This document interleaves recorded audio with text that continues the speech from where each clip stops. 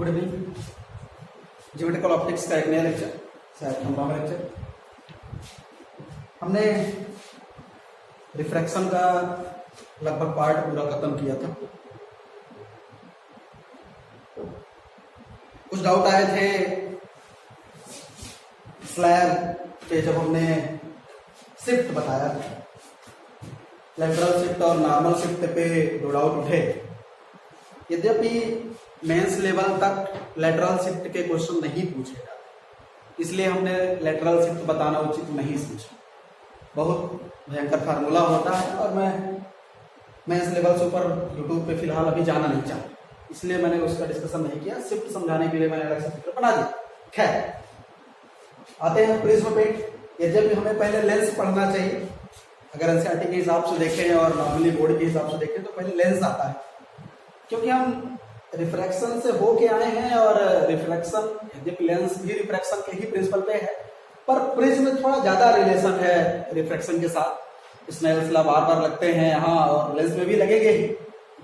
चलिए प्रिज्म की शुरुआत करते हैं। नया लेक्चर, एक नया चैप्टर, प्रिज्म।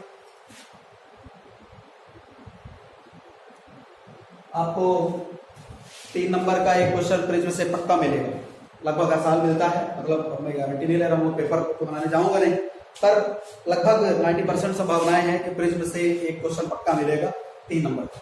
पहले बड़े क्वेश्चन आते थे यहाँ से, डिविएशन विदाउट डिस्पर्सन या डिस्पर्सन विदाउट डिविएशन का क्वेश्चन आता था। अब नॉर्मली प्रिज्म के जो मटेरियल होता है उसके म्यू के लिए डेरिवेशन निकालने के लिए पूछा जाता है। बहुत इंपॉर्टेंट क्वेश्चन यही बनता है। बाकी एंगुलर डिस्पर्सन वगैरह है इस चैप्टर में, बहुत सारी चीजें मिलेगी। लगभग मैं कोशिश करूंगा कि 2 या 3 लेक्चर में इसको कवर किया जाए, आज और कल में। अगर कल नहीं हो पाया तो परसों पूरा प्रिज्म। चलिए शुरुआत करते हैं। प्रिज्म है क्या? तो प्रिज्म एक ट्रांसपेरेंट मीडियम है। क्या है? ट्रांसपेरेंट मीडियम है। नॉर्मली ग्लास से बना होता है, ग्लास से ही बना होता है। अच्छा, हम ये भी कह सकते हैं कि ट्रांसपेरेंट मीडियम है, ग्लास से बना है, तो ग्लास का रिफ्रैक्टिव इंडेक्स लगातार बदल सकता है? नहीं। इसलिए हम एक शब्द और जोड़ेंगे, होमोजेनियस। तो क्या है? इट इज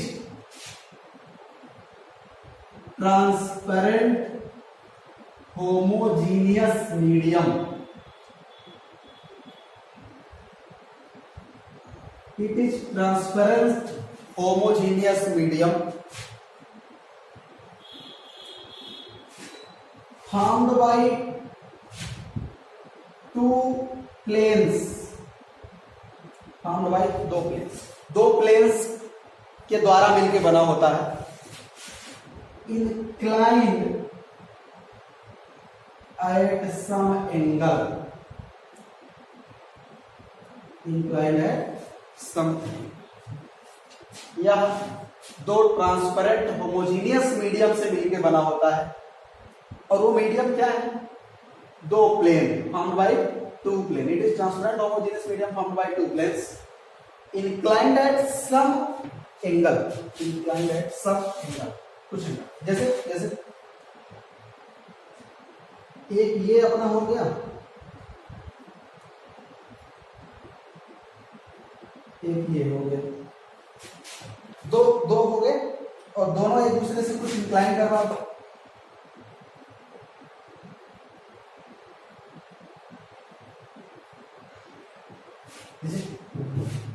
बढ़िया प्रिज्म आपके सामने, ट्रायंगुलर प्रिज्म।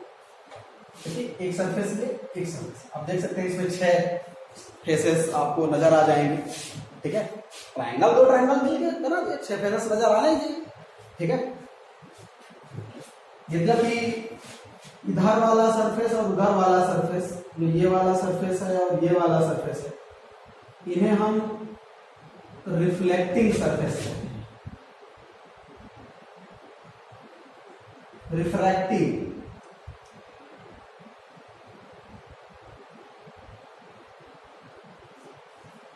ये सरफेस अगर रिफ्रैक्टिंग सरफेस है तो यहां पे जो एंगल बनेगा वो कहेंगे प्रिज्म, उसे कहेंगे प्रिज्म एंगल। मतलब रिफ्रैक्टिंग सरफेस के बीच जो एंगल बनेगा उसे हम क्या कहेंगे? प्रिज्म। ठीक, ये चीज याद रखेंगे। कौन बनाएगा बार बार इसको? तो हम आज के बाद केवल एक ट्रायंगल बनाएंगे। ये मान लीजिए कि सामने वाला फेस दिख रहा है, पीछे वाला इसका ढका, ठीक है। तो एक सरफेस ये और एक सरफेस ये, दोनों कुछ इंक्लाइन है, इसे हम ए से डिनोट करेंगे, ठीक है।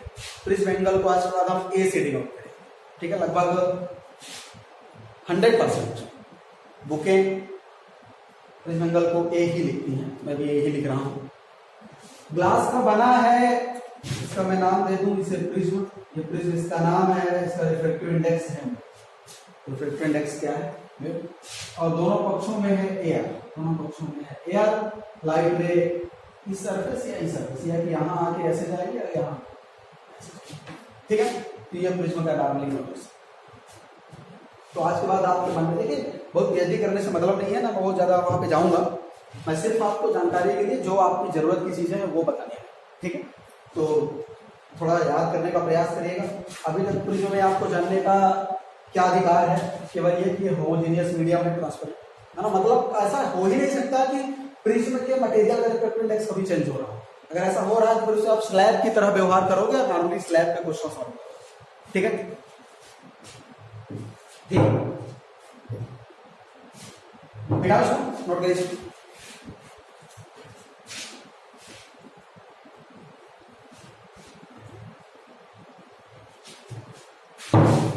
चलिए कुछ और चीजें देखिए।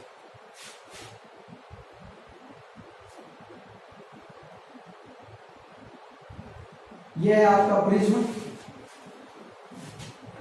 कुछ लोग क्या, लगभग सभी लोग रटते हैं, आप रटेंगे नहीं, समझिएगा।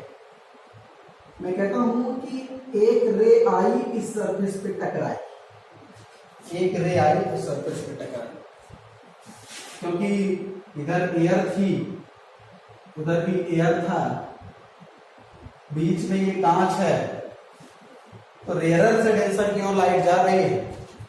स्वाभाविक बात से एक नॉर्मल अपने को खींचना पड़ेगा। इस सरफेस के एक नॉर्मल हमने खींचा, ठीक।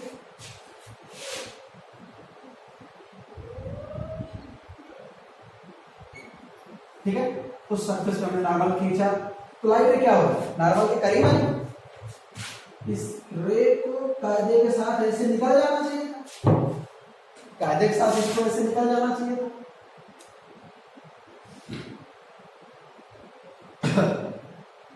लेकिन नहीं, वो कैसे थोड़ा सा डिविएट होकर ऐसे निकल जाएगी। अब क्या हुआ, अब क्या हुआ, अब ये डेंसर से रेयरर जाए, तो हम इस सरफेस पे भी नॉर्मल खींचेंगे, इस सरफेस पे भी, इस सरफेस पे भी नॉर्मल खींचेंगे, ठीक। इस सरफेस पे भी हमने नॉर्मल खींचेंगे।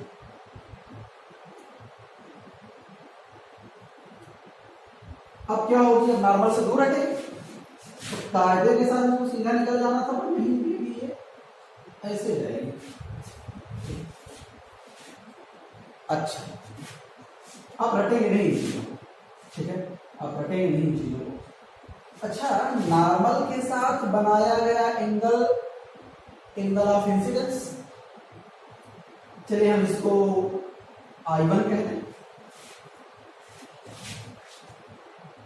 इधर नॉर्मल के साथ बनाया गया एंगल, एंगल ऑफ रिफ्रैक्शन, इसे हम R1 कहते हैं। अच्छा, ये क्या है, एंगल ऑफ इंसिडेंस या एंगल ऑफ रिफ्रैक्शन? इंसिडेंस, इस वाले सरफेस से। फिर भी हम इसको R2 कहते हैं। नाम ने क्या रखा, सीता गीता, फार्मूला याद करने में आसानी होगी, और यही ट्रेंड चलता आया है, सभी बुक्स में ऐसा दिया है, इसलिए मैं भी ऐसा कर रहा हूं, कोई इसके पीछे रॉकेट साइंस नहीं, ठीक है। अच्छा, ये वाला एंगल इमरजेंस एंगल, इशूड, निर्गत कोण, ठीक है। बुक्स में इसको I2 लिख दिया जाता है, तो मैं भी इसको I2 लिख दूं, अभी लिख देता हूं, I2 लिख देता हूं, ठीक है। मतलब आप चाहें तो E लिख सकते हैं, E लिख दूं क्या, चलिए E लिख देता हूं, चलो E लिख देता हूं। मतलब आप स्वतंत्र हैं, I1 I2 चाहें तो लिख सकते हैं, या कुछ, चलिए I2 लिख देते हैं यार, परेशान होंगे, चलिए I2। ठीक है, आइडियल। अच्छा, और ये है यहाँ प्रिज्म। ध्यान से एक नया टर्म आपके सामने आएगा, डिविएशन, विचलन।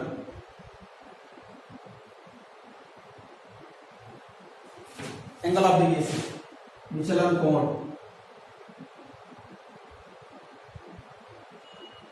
इसे हम डेल्टा से डिनोट करेंगे, इस वाले डेल्टा से। ठीक है, इसे हम इस वाले डेल्टा से डिनोट करेंगे। डिविएशन क्या होता है? अपने ओरिजिनल मार्ग से कितना भटक गया। डिविएट मतलब क्या? मतलब जहां आपको जाना चाहिए, आपको कंपटीशन की तैयारी करना चाहिए, आप राजनीति में फंस जाते हैं। डिविएशन यही तो है भाई। डिविएशन क्या है? आपको पहले के साथ अपने स्टडी पे ध्यान देना चाहिए, लेकिन आपको राजनीति में जाना पड़ जाता है। यही तो है डिविएशन, दिल से नहीं लिखेगा। तो यहां क्या होता? इसको ये सीधा चले जाना था, और गई कैसे? फाइनल की बात करें, जाना सीधा चाहिए था, गई कैसे? तो इतना डिविएट हो गया। मतलब अगर हम इस रे को थोड़ा सा पीछे बढ़ा दें, ये वाला एंगल जो आएगा, यही क्या एंगल ऑफ डिविएशन हो। ऐसे जाना था, ऐसे चलिए, तो ये बीच का जो एंगल है वो क्या? Angle of deviation. ठीक है, आपका तो एंगल ऑफ डिविएशन निकाल पाना संभव नहीं, इसे मैं डेल्टा कहूंगा। ठीक है, आज के बाद आप डेल्टा का फार्मूला याद रखेंगे। डेल्टा का फार्मूला आप याद रखेंगे, I1 प्लस I2 माइनस ए। आज के बाद आपको फार्मूला याद, डेल्टा का फार्मूला आप याद चाहें तो आप कैलकुलेट कर सकते हैं, उसमें कोई दो राय नहीं। मैं कैलकुलेट करके भी दिखा सकता हूं, पर मैं करना नहीं चाहता। यद्यपि ये डेल्टा, अच्छा आप सोच रहे होंगे कैसे करना, मैं करके दिखा देता हूं, संतोष नहीं होगा। देखिए इधर देखिए, इस बात को तो आप सहमत होंगे कि ये जो R1 R2, उस बात को देखो,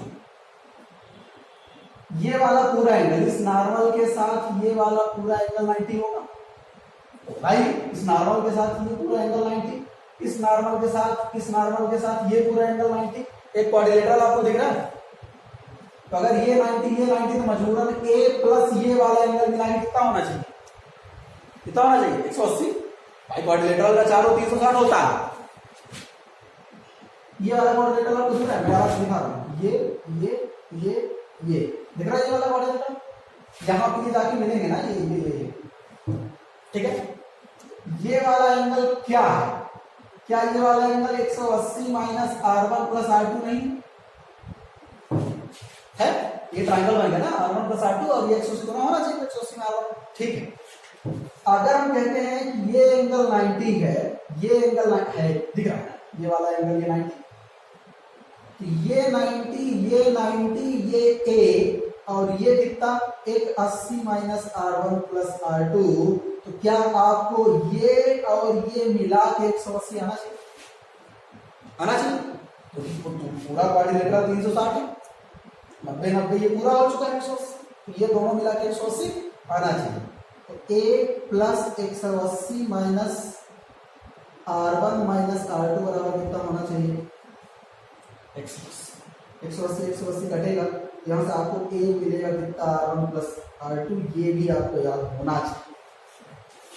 ठीक है, अब देखिए अगर आप ये वाला ट्रायंगल देखें, ये वाला यहां पे डेल्टा है, देख रहे हैं ध्यान से देख रहे हैं।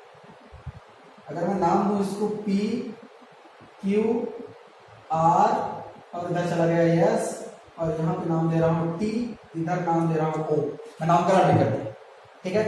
ये कौन सा ट्रायंगल आपको दिख रहा है? T Q R दिख रहा है।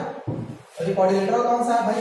अगर यहाँ पे मैं इसको फिर से नाम A ही दूं, ये कौन सा है? ये कौन सा है? कौन सा A Q O R, ठीक है। ये क्या है? A Q O R। अब स्थिति थोड़ा स्पष्ट हुई। तो अगर T Q R में बहिष्ठ कोण रूप प्रमेय नहीं समझ, एक्सटीरियर एंगल थ्योरम पढ़े ना, इस वाला ये वाला इन दोनों एंगल के बराबर होगा, जोड़ दो। एक्सटीरियर एंगल क्या कहता था? किसी भी एंगल का एक्सटीरियर एंगल बाकी दो बचे इंटीरियर एंगल के समेशन के बराबर होगा।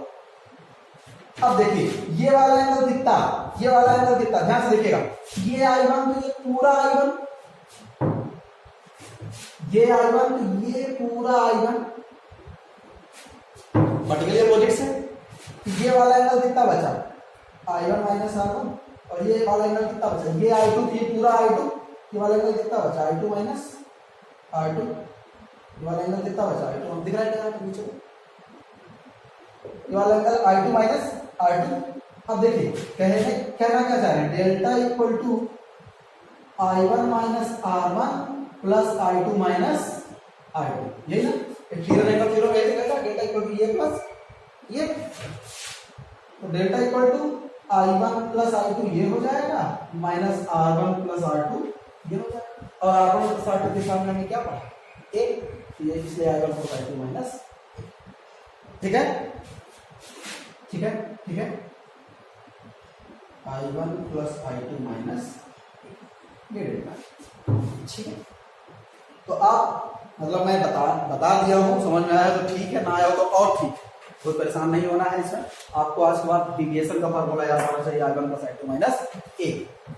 हाँ दीजिएगा, I1 है फर्स्ट सरफेस पे एंगल ऑफ इंसिडेंस और I2 है इमर्जेंस है इशूड एंगल। मतलब आपको कंफ्यूज आ सकते हैं ना कि I2 क्या है, क्या है भैया, I1 को हम एंगल ऑफ इंसिडेंस कह रहे हैं तो I2 भी एंगल ऑफ इंसिडेंस होगा दूसरी सरफेस पर, नहीं ऐसा नहीं, I2 क्या हम कह रहे हैं, angle of emergence issued angle, ठीक है, बिठा रहा उसको, मतलब की चीजें छोड़कर। तो आपको दो फार्मूला फिलहाल अभी याद रखना है, एक ये और एक ये, A इक्वल टू कितना R1 प्लस, ये दो फार्मूला आपको याद रखना, इनके सहायता से बहुत अच्छे अच्छे न्यूमेरिकल्स होते हैं, बहुत अच्छे अच्छे, ठीक है, इनके सहायता से बहुत अच्छे अच्छे, ठीक है। एक और चीज, अगर प्रिज्म पतला है, लगभग मेंस लेवल तक ये चीज बोल ही जाता है थिन प्रिज्म, अगर शब्द बोल दिया है पतला प्रिज्म तो ये चीज आज के बाद याद रखिएगा, फॉर थिन प्रिज्म, बहुत पतले प्रिज्म के लिए फिर I1 I2 के बराबर हो जाता है, दोनों तरफ पे मीडियम सेम है, तो angle of incidence angle of issued के बराबर हो जाए। याद आया कुछ ग्लास लैब वगैरह, ठीक है। उसके पहले मीडियम के रिफ्लेक्शन हमने देखा, I1 I2 के बराबर हो जाता है और R1 R2 के बराबर, I1 I2 के बराबर हो जाता है और R1 R2 के बराबर, ठीक है। कब, अगर पतला प्रिज्म है तब, इसी याद, अगर नहीं बोला है क्वेश्चन में पतला मोटा तो आप बिना मतलब को ये चीज नहीं लगाएंगे, पता चला बिना पतले मोटे के आप कॉन्सेप्ट लगाने लगे। हाँ, अगर कोई रास्ता नहीं दिख रहा है बिना इसके तो फिर क्या करें, अपना रूप करें, आपको गन्ना नहीं मिल रहा है तो रेड़ दीजिए, रे ही कह रहा हूं, कुछ और नहीं कह रहा, ठीक है।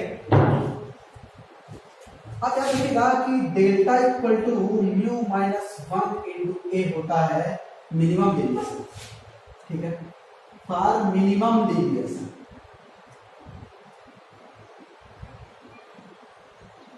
Delta m mu minus 1 into a, एक ये भी फार्मूला आपको याद है, ठीक है। मिनिमम डेविएशन कितना होता है, म्यू माइनस 1 इंटू ए, किसी भी प्रिज्म के लिए मिनिमम डेविएशन ऐसे ही है, ठीक है। मतलब नेट लेवल को डायरेक्ट क्वेश्चन पूछे जा सकते हैं, यहाँ से मिनिमम डेविएशन कैलकुलेट कीजिए, ठीक है, तो म्यू माइनस 1 इंटू नीचे कैलकुलेट कीजिए, ठीक है। इतना चीज आप नोट करिए, इतना चीज आप नोट करिए, मैं इस पे कुछ एक दो क्वेश्चन करा दूं, उसके बाद मैं कुछ आगे बढ़ूं, ठीक है, नोट करिए। समझ में आया ये कैसे हुआ, कैसे रह गई, क्या कैसे, ठीक है। एक और मुद्दे की बात, कभी कभी ऐसे क्वेश्चन आपसे पूछे जा सकते हैं, कभी कभी ऐसे क्वेश्चन पूछे जा सकते हैं और संभवतः डिस्कस नहीं किया गया ये चीज। अगर ये वाले एंगल बराबर हो जाए, ये वाले एंगल, इसको मैं बी कह देता हूं, इसको सी, इफ एंगल ऑफ बी बराबर हो जाए एंगल ऑफ सी के, कोई जरूरी नहीं कि angle B angle C, base angle में कह रहा हूं, ठीक है। मतलब इफ बेस एंगल, बेस इसलिए ऐसी ऐसी सही, base angles are same, then जो ये क्यू आर है ना मस्ट बी बिल्कुल पैरेलल टू बेस, यस बहुत इंपॉर्टेंट पॉइंट। अगर दोनों बेस एंगल सेम है तो जो ये अभी हमने ये पहला नहीं बनाया, देख रहे हैं इससे पहला है ये पहला हमने नहीं बनाया, किताबों में पहला बनाया जाता है पर मैंने पहला ये नहीं लाइन से खींचते ना वो बनी है, हाँ जानबूझ के बनाया गया है, ये पहला नहीं है। क्यों? कैसे मान लेंगे दोनों बेस एंगल बराबर? अगर कह देगा, अगर ये कह रहा है कि ये बराबर है, डेफिनेटली वो कुछ हिंट देना चाहता है कि इससे पहले, ठीक है क्लियर बात, ठीक। हाँ अगर इक्विलेटरल प्रिज्म हो गया तब तो पक्का ये पैरेलल जाए, क्यों? तो तीनों एंगल बराबर है, दो दो क्या, फिर तो किसी भी सरफेस को आप बेस मानिए, फिर कहीं से भी रिफ्लेक्शन कराइए, ठीक है। तो अगर इक्विलेटरल प्रिज्म है तब तो फिर ये पैरेलल ही जाएगी, ठीक है, नोट करिए।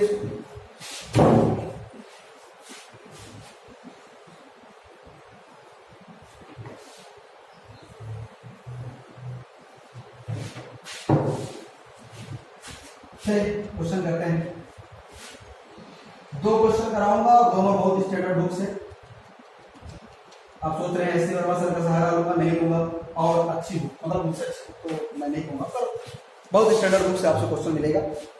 एक क्वेश्चन मैं इरोडो का उठाऊंगा, मेरी बहुत फेवरेट बुक, आज तक मैंने देखा नहीं, फिर भी है तो क्या करें, और दूसरा भी इरोडा का ही है, ठीक है। हालांकि डीसी पांडे में भी वो क्वेश्चन दिया गया है, मैंने देखा नहीं है, आपको लग रहा होगा मैंने बहुत बुक्स देखी है, नहीं देखा, वो बुक मैंने नहीं देखा, सुना है ये क्वेश्चन इरोडो का है, ये क्वेश्चन डीसी पांडे का। उम्मीद है आप भी बुक नहीं छुएंगे, जिसकी संभावनाएं कम है, आप लगातार बुक्स के कांटेक्ट में हैं, तो इसका शुभ परिणाम आपको भोगने को मिलेगा है। देखिए मैं क्वेश्चन ले रहा हूं, इस प्रिज्म एंगल की बात मैं कर रहा हूं, ये 60 डिग्री का एंगल है, मैं कह रहा हूं कि μ√3 है, मैं कह रहा हूं कि एक रे यहां पे आई है, एक रे यहां पे आई है, और यहां से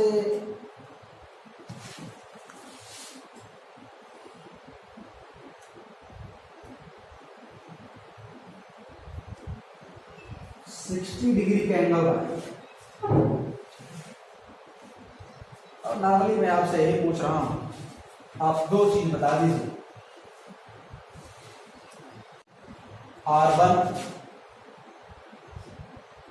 R2 और दूसरा आप डेल्टा बता दीजिए, आप चाहें तो E भी बता दीजिए, मतलब आप बता ही रहे हैं तो सब कुछ बता देते हैं प्रिज्म के साथ क्या क्या होगा। ऐसे ही क्वेश्चन बनेंगे, कि मानिए ऐसे ही क्वेश्चन बनेंगे, ठीक है, मेंस लेवल तक ऐसे ही क्वेश्चन आपको देखने को मिलेंगे, ठीक है। चलिए सोचना शुरू करते हैं क्या होगा, आप दोबारा चित्र बनाइए।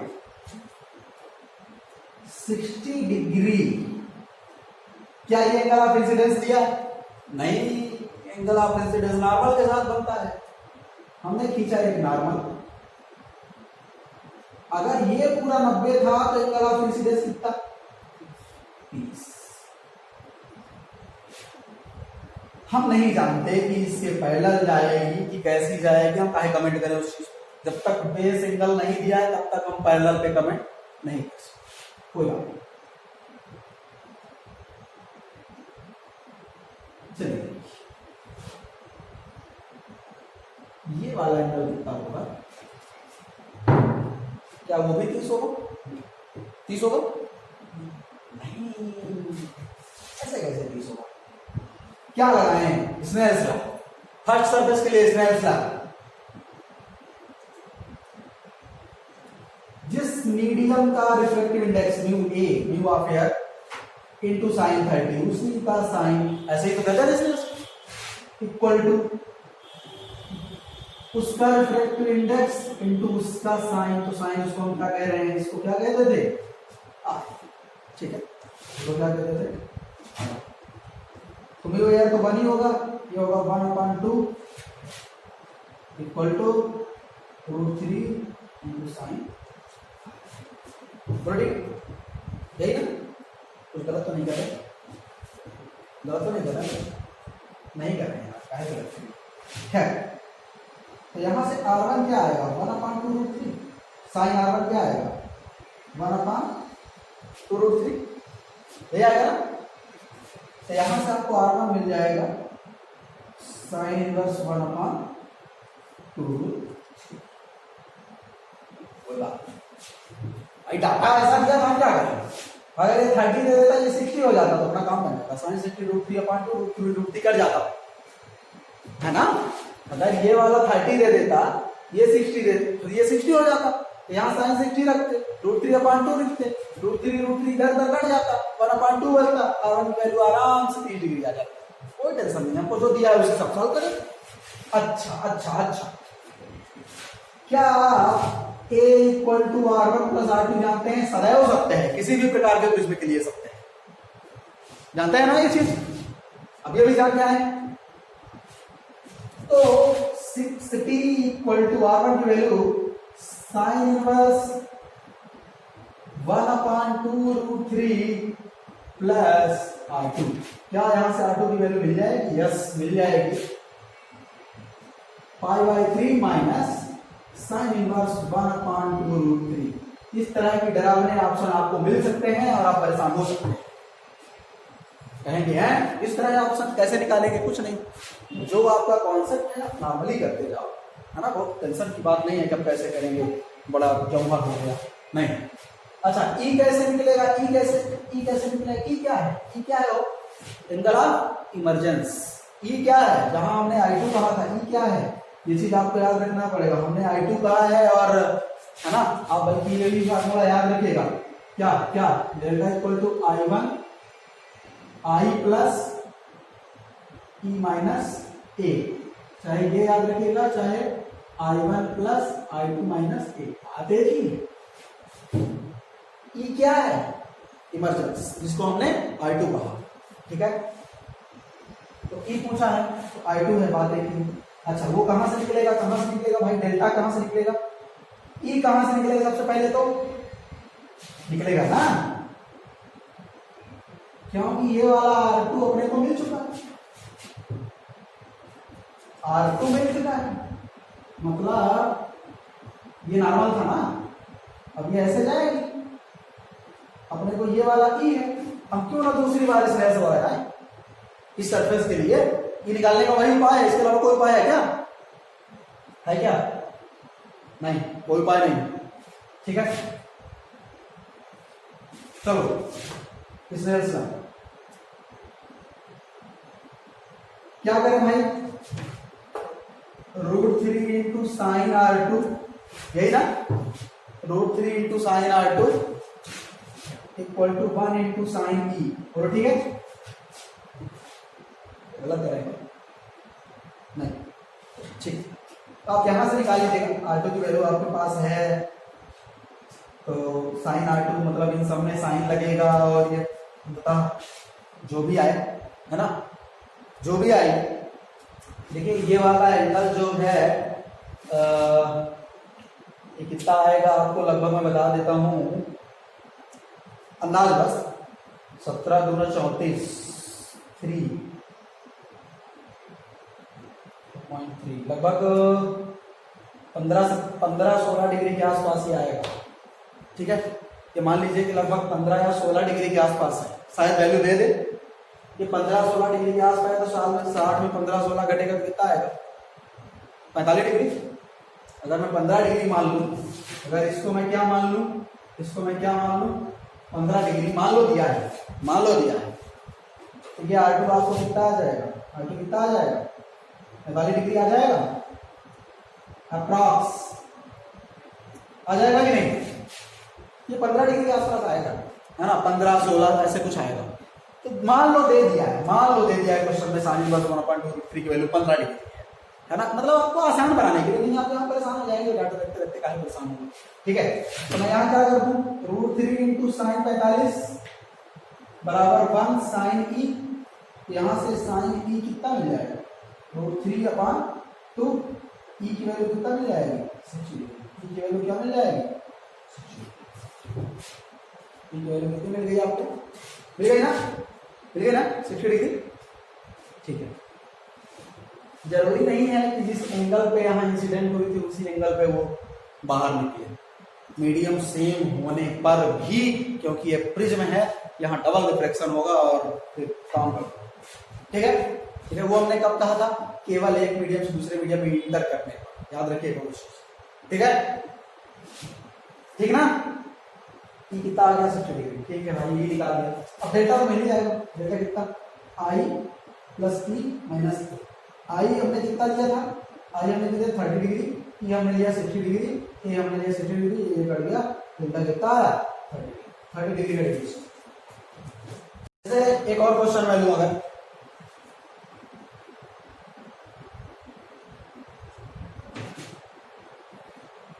बहुत स्टैंडर्ड क्वेश्चन और बहुत कुछ सीखने को मिलेगा यहाँ से, एडवांस लेवल का पूरी तरह से ये क्वेश्चन, एरोडो का उठाया हुआ क्वेश्चन,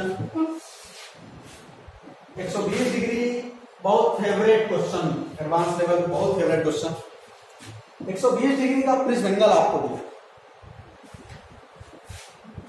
आपसे बोला गया था कि आपका जो ये इंसिडेंस हुआ है, आपसे बोला गया था कि आपका जो ये इंसिडेंस हुआ है नॉर्मल के साथ, ये जो इंसिडेंस एंगल है वो 60 डिग्री। आपको बोला गया था कि जो आपका म्यू है वो √3, और कहा गया था कंप्लीट द पाथ ऑफ रे का पाथ कंप्लीट करना है। ये प्रिज्म है, स्पष्ट रूप से बोला गया था कि प्रिज्म है जिसका ये ऐसा ना बोला जाता तभी आपको प्रिज्म ही दिख रहा है। चलिए बहुत कुछ सीखने का प्रयास करते हैं इसकी सहायता से। यहां से देखिए, पहले सरफेस पे अगर हम स्नेल लगाएं, अगर हम फर्स्ट रिफ्रैक्शन की बात करें तो 1 into sine 60 equal to √3 into sine R1, मतलब यहां से आपको R1 साइन 60 की वैल्यू कितनी, √3/2 इक्वल टू √3 साइन R1। ठीक है, तो यहां से √3 कट जाएगा, 1/2 इक्वल टू साइन R1, यहां से R1 कितना आ गया 30। मतलब अगर ये ऐसे गई तो ये वाला एंगल कितना हमने निकाल लिया, निकाल लिया, निकाल लिया ना। अब ध्यान से, ये एंगल अगर 30 हुआ तो क्या ये एंगल 60 होना चाहिए, होना चाहिए नॉर्मल के साथ, तब 90 होगा। अगर ये 60 हुआ तो इस ट्रायंगल में 120 60 मिला के 180 पूरा हुआ तो क्या ये 0 डिग्री फंस गए, कुछ गड़बड़। और कुछ गड़बड़ नहीं, क्या गड़बड़ है, कुछ गड़बड़ है क्या, नहीं। हमने कहा था कि जरूरी है उधर ही जाए, इसका मतलब रे उधर नहीं जाएगी, किधर जाएगी, इधर जाएगी। ये तो खराब हो गया ना, यहां 60 अगर मिल गया 120 60 180, ओहो, इसलिए ये चीज जरूर चेक कर लेने के बाद R2 निकाल के R1 निकाल के फुर्सत ना हो जाए, उसके ऊपर वाला एंगल निकाल के देख लेंगे कहीं 180 कुछ तो नहीं गया। और अगर ऐसा हुआ तो मजबूरी है, मजबूरी है, मजबूरी है कि क्या होगा, क्या होगा, क्या होगा, मजबूरी है कि ये ऐसे आएगी, ऐसे आएगी, ऐसे, मजबूरी है कि कैसे आएगी, कैसे आएगी, ठीक है।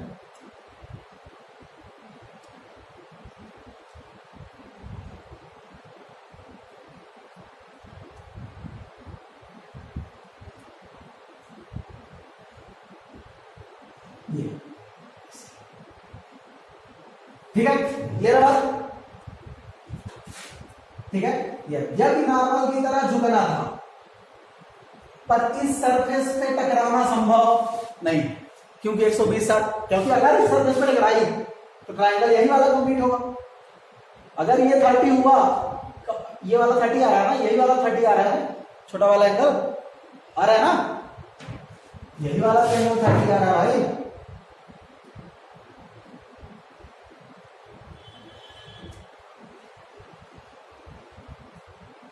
यही वाला तो 30 आ रहा है, ठीक, कोई बात नहीं, अच्छी बात। अगर ये 30, ये कितना, ओहो 90 तो है ही ना, नॉर्मल के साथ बना ये एंगल कितना 90, मिला के पूरा कितना हुआ हुआ। अच्छा चलिए, हाँ बताइए फिर, ये वाला कितने का एंगल, ये वाला कितने का एंगल, ये कैसे निकलेगा, कैसे निकलेगा भाई, कैसे निकलेगा, कैसे निकलेगा?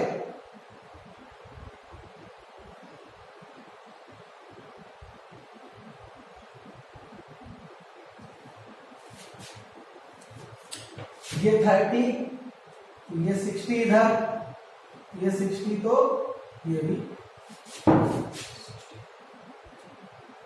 ठीक है, तो दिक्कत क्या, क्यों क्यों?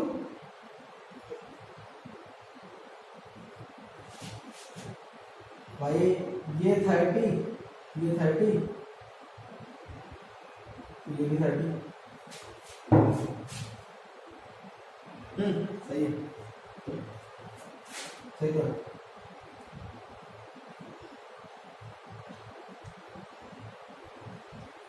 ऐसे नहीं निकाल सकते, जबरदस्ती नहीं निकाल सकते। एक डाटा की कमी आपको अगर हो रही हो तो इसको मान लो और क्या कुछ मान लो।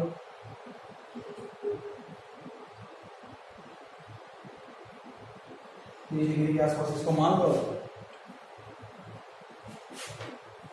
भाई, बिना उसके तो निकाला नहीं जा सकता था, नहीं निकाला जा सकता, निकाला जा सकता था ना इस एंगल के, बिना इस एंगल के निकाल पाना संभव था क्या? नहीं था, बिना मतलब तो काम हो जाता। चलो मान लेते हैं कि ये एंगल दिया था आपको 30 दिया था, सॉरी दिया था, ठीक है, ये एंगल मान लो 30 दिया था, तो अगर ये 30 दिया था तो 120 30 50 मजबूरन ये मिल जाएगा आपको 30, ठीक है। सुधार लीजिएगा क्वेश्चन, ये एंगल दिया था, सॉरी बोला था ये 30, अगर ये 30 तो ये कितना, मतलब अब ये एंगल ऑफ इंसिडेंस इस वाले सरफेस के लिए कितना है 60 डिग्री। एक बात याद रखिएगा, हमने कहा था ग्लास के लिए नॉर्मली टोटल इंटरनल रिफ्लेक्शन के लिए क्रिटिकल एंगल 42-44 डिग्री के आसपास, ठीक है, तो ये 60 है, तो एक बार मन में आपको ख्याल आना चाहिए कि टोटल इंटरनल रिफ्लेक्शन हो सकता है, डेंसर मीडियम भी डेफिनेटली होगा। 60 वोल्ट तो बिल्कुल डेफिनेटली आप मूव क्या रिफ्लेक्ट करेंगे, दिया रहे चाहे ना दिया रहे, अगर 42-44 डिग्री के आसपास से ज्यादा एंगल क्रॉस किया है डेंसर मीडियम में, आप मूव किया टोटल इंटरनल रिफ्लेक्शन कराइए 100% सही होगा। मैं तो कराऊंगा, आप भी कराइए, ठीक है। यद्यपि आप क्रिटिकल एंगल निकाल सकते हैं, कैसे क्रिटिकल एंगल आप निकाल सकते हैं, आप याद है theta equal to 1/μ sine theta equal to 1/μ से आप निकाल सकते हैं। हमने कहा था ना क्रिटिकल एंगल और मीडियम के रिफ्रैक्टिव इंडेक्स में रिलेशन बताया था ना, याद आया कुछ, mu equal to sine I upon sine R, याद आ रहा है कुछ, आर को 90 डिग्री रखे थे, आई को साइन थीटा सी रखे थे, sine theta C equal to mu आया, वो तो आया था, ये सारी चीजें।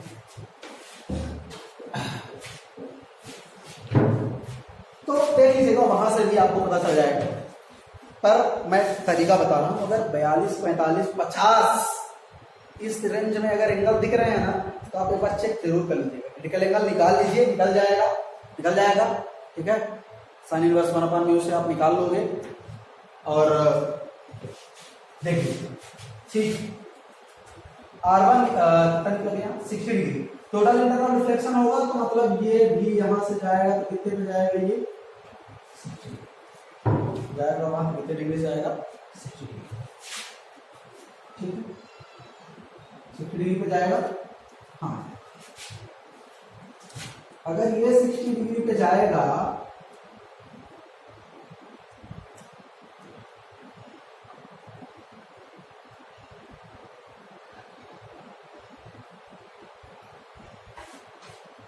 अब समस्या है, अब थोड़ा समस्या है, यहां पे नॉर्मल कैसे खींचा जाए, इस सरफेस पे नॉर्मल कैसे खींचा जाए।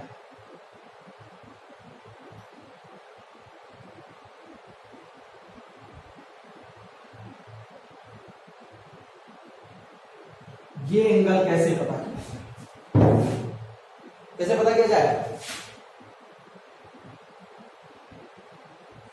कैसे पता किया जाए भाई, ये एंगल कैसे पता किया जाए, ये 60 तो ये 60, ये पूरा 90,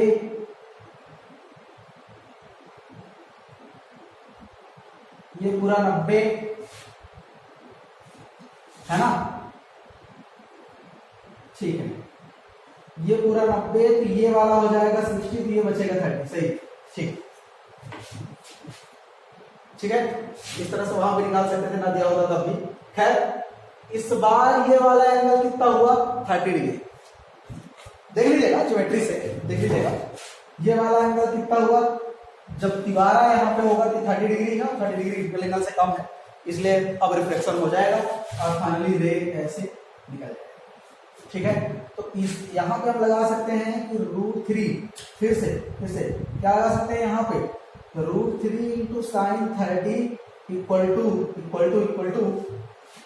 कितना, उधर 1 इंटू साइन ई, तो यहां से आप निकाल सकते हो E equal to √3/2, sine inverse √3/2 sine e, तो ई की वैल्यू कितना निकल जाएगी, 60 डिग्री, ई की वैल्यू यहां से कितनी निकल गई, 60 डिग्री, मतलब ये वाला एंगल कितना निकल जाएगा आपका, 60 डिग्री। फिर डिवीजन में निकाल लोगे, तो डिवीजन में निकाल लोगे, डिवीजन कितना आ जाएगा, I प्लस E माइनस ए। अच्छा, अब प्रिज्म एंगल कौन सा होगा, अब प्रिज्म एंगल कौन सा होगा, ये वाला, अब प्रिज्म एंगल कौन सा माना जाएगा, ठीक है, ठीक, तो डेल्टा कितना हो जाएगा, आई अपने पास कितना थी 60 डिग्री, ई अपने पास कितना है 60 डिग्री, ए अपने पास कितना है 30 डिग्री, कितना हो गया, 120 माइनस 30 कितना आ गया, जो भी है, ठीक है, निकाल लीजिएगा इस हिसाब से पूरा। अगर कहीं कैलकुलेशन मिस्टेक होगी तो आप देख लीजिएगा, कॉन्सेप्ट आप समझ लीजिएगा, है ना, अगर अगला कहीं कैलकुलेशन मिस्टेक होती है तो आप उसको देख लीजिएगा, ठीक है, बेटा उसको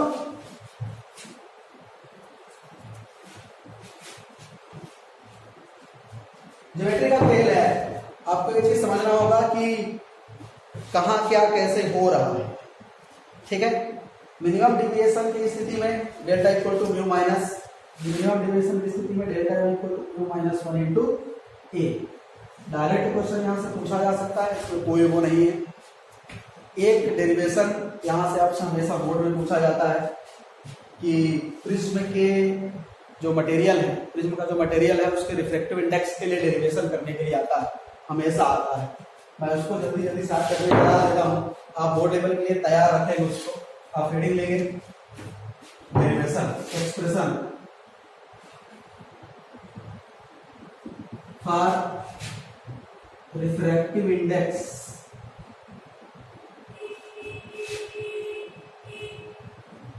of prism, refractive index of prism, prism के रिफ्रैक्टिव इंडेक्स के लिए, है ना, refractive index of material of prism के मटेरियल के रिफ्रैक्टिव इंडेक्स के लिए डेरिवेशन आता है बोर्ड में, बहुत इंपॉर्टेंट है।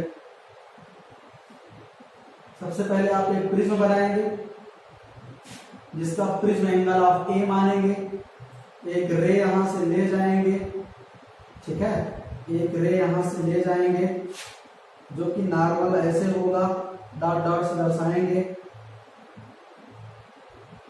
ठीक, थोड़ा और बढ़िया नॉर्मल बना देता हूँ। ये रे ऐसे जाएगी, इसके बाद ऐसे चली जाएगी और इसका नॉर्मल ऐसे होगा। ये यहाँ पे इसको मैं ओ नाम दे रहा हूँ, यहाँ से पी गई है, इसको क्यू दे रहा हूँ, इसको आर दे रहा हूँ, इधर से एस चली गई है। इसको मैं ई कह रहा हूँ, इसको R2 कह रहा हूँ, इसको R1 कह रहा हूँ। ठीक है, और इसको ऐसे पीछे बढ़ाया जा रहा है, इसको ऐसे यहाँ बढ़ाया जा रहा है। तो ये जो आ रहा है ये क्या है, चित्र बनाया था अभी। ठीक है, देखिए आप जानते हैं कि म्यू क्या होता है, साइन आई अपॉन साइन आई, यही होता है। आप इसको छोड़िए, अब आपके पास समस्या है। प्रिज्म के रिफ्रैक्टिव इंडेक्स को मैं म्यू कह रहा हूं। आपके पास समस्या है, आई और आर की वैल्यू अगर निकल जाए तो काम बन जाए। देखिए देखिए, आप क्या जानते हैं, ए इक्वल टू क्या होता है, R1 प्लस R2, जानते हैं आप जानते हैं कि ए equal to R1 plus R2 होता है, अभी जान चुके हैं। हर मिनिमम डिविएशन, भाई आप तो यही चाहेंगे ना कि डिविएशन मिनिमम हो। हर मिनिमम डिविएशन, न्यूनतम विचलन की स्थिति में आप जानते हैं कि R1 किसके बराबर हो जाता है, R2 के, और उसको मैं क्या कह रहा हूं, R। तो ए इक्वल टू कितना हो जाएगा, R plus R, 2R equal to A, R equal to A upon 2। ठीक है, अच्छा आप और जानते हैं कि delta equal to i plus e minus ए।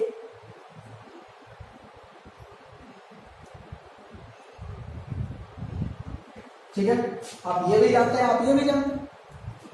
अच्छा, फॉर मिनिमम डिविएशन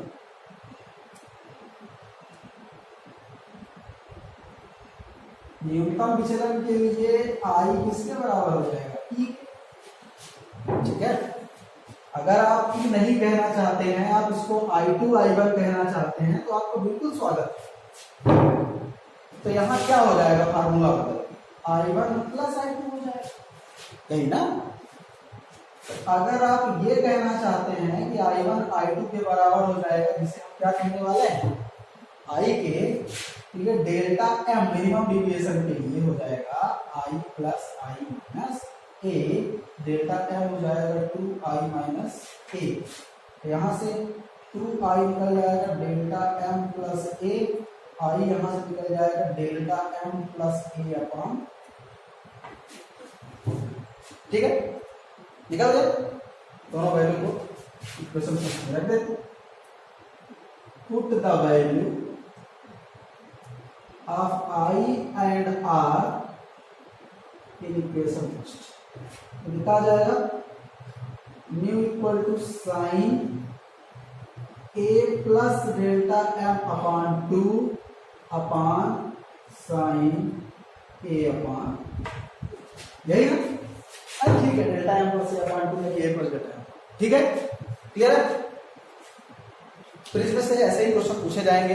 आप नॉर्मली फॉर्मूला याद रखें, कौन सा, a equal to R1 plus R2, delta equal to i plus e minus a, या कि I1 प्लस I2 माइनस ए, जहां I1 I2 में आपको याद रखना है कि I2 एंगल ऑफ इमरजेंसी देर करता हूं। ठीक है, आपको मिनिमम डिविएशन की स्थिति में ये भी याद रखना है R equal to A upon 2 होता है, नहीं याद रखना है तो निकाल लोगे ऐसे ही। मिनिमम डिविएशन की स्थिति में आपको I क्या होता है वो भी आप चाहे तो याद रख सकते हैं, नहीं तो कोई बात ही नहीं। ठीक है, आई ये होता है ए प्लस डेल्टा अपॉन 2। ठीक है, और रिफ्रैक्टिव इंडेक्स ये होता है। मिनिमम डिविएशन की स्थिति में आपको मैंने बताया था mu minus 1 into A, mu minus 1 into A, delta equal to mu minus 1 into delta, और म्यू में भी रिलेशन आपको पता है। ये जो फार्मूले हैं प्रिज्म में ऐसा चीज है कि जितना आपको फार्मूला याद रहेगा उतना बढ़िया क्वेश्चन बनेगा। कॉन्सेप्ट से क्वेश्चन या नहीं आते, फार्मूले बेस्ड क्वेश्चन आते हैं। खैर देखते रहिए वीडियो, कल मिलते हैं एक बार फिर से नए वीडियो के साथ। तब तक ऑल द बेस्ट।